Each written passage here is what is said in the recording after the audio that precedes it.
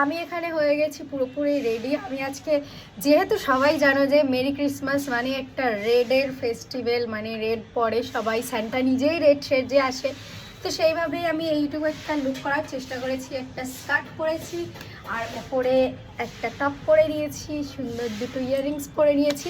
আর আমরা এখন কোথাও একটা বেরোবো, তো নিশিত বললো কোথাও একটা বেরোবো, তো যাবো, রাস্তাঘাট দেখাবো তোমাদের কত সুন্দরভাবে সাজানো হয়েছে কলকাতা।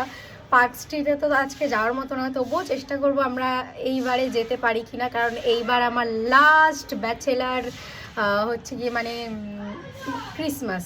যাই হোক, তো এই লাস্ট ক্রিসমাস আমি আইবুড়োভাবে কাটাই, তারপরের বার থেকে তো কাউকে না কাউকে সঙ্গেই নিয়ে যেতে হবে। তো যাই হোক, এমন কোনো ব্যাপার না, আমার সব সময়ও ছিল, বিয়ের আগে বিয়ের পরে এখনও থাকবে। তো যাই হোক, তোমরা অনেক অনেক উইশেস করো আমাদের জন্য। আর খুব তাড়াতাড়ি আসছে বিয়ের ডেট, কারণ আমরা খুব তাড়াতাড়ি প্রি ওয়েডিং শ্যুটে যেতে চলেছি। আর প্রি ওয়েডিং শ্যুটে আমরা গেলেই তোমাদের আমরা জানাবো যে আমাদের বিয়ের ডেটটা কবে।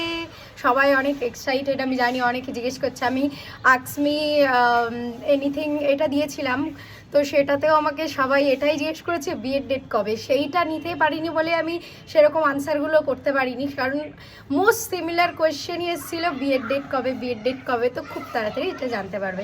চলো, টাটা।